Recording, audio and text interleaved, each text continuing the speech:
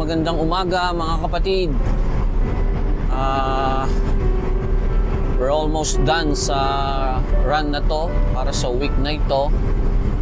At ito na ang huling run ko na hawak-hawak ko ang truck na ito, 379.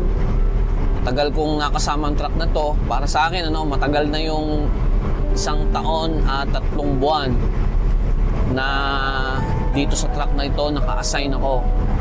So bali kukunin na to ng company sa akin at ibibigay sa iba at i-issuehan ako ng ibang unit. So abangan ninyo kung anong klaseng unit ang ipapalit sa unit ko na to sa mga susunod na video ko. So nakatapat yung araw dito dahil eastward tayo, no? Diyan sumisikat ang araw kaya tutok na tutok sa akin ng araw. Pero marami akong memories sa truck na ito. Although nag-start akong mag-create ng videos, ng mga content, late na masyado, kaya parang kakaunti lang dito sa truck na to. Then dun sa classic truck na hinawakan ko, dun nag-pick yung nagbe-video ko palagi. But then papasalamat ako na sa mga panahon, mga araw, buwan at taon na kasama ko ang truck na ito, naging safe ako sa daan, naging komportable ako, winter man or summer, umuulan man, anong klase man ng panahon, naging shelter ko to sa kalsada. At nagpapasalamat ako sa company ko na binigyan ako ng maayos at reliable na unit para may perform ko yung trabaho ko ng maayos. And let's see kung ano ang naghihintay sa akin na panibagong unit na ibibigay sa akin. So yun lamang po.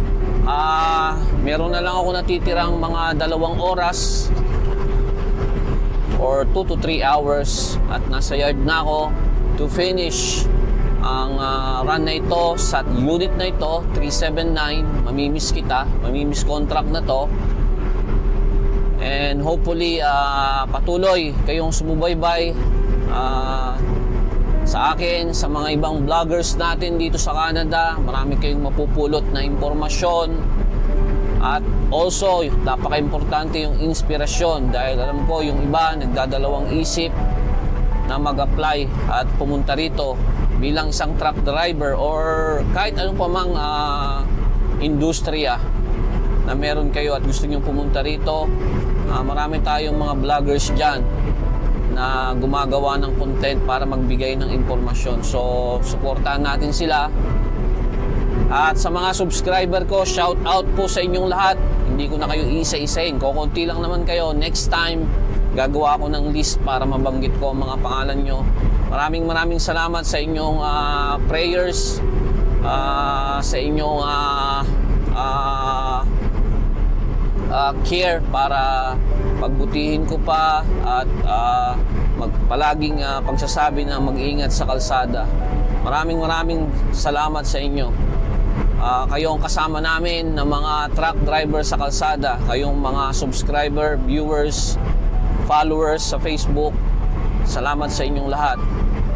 At patuloy po kayong sumubaybay sa bawat videos na aming i-upload. At kagaya ng palagi kong sinasabi, mata sa kalsada, kamay sa manibela. Isang magandang araw po, Manibelang Pinoy.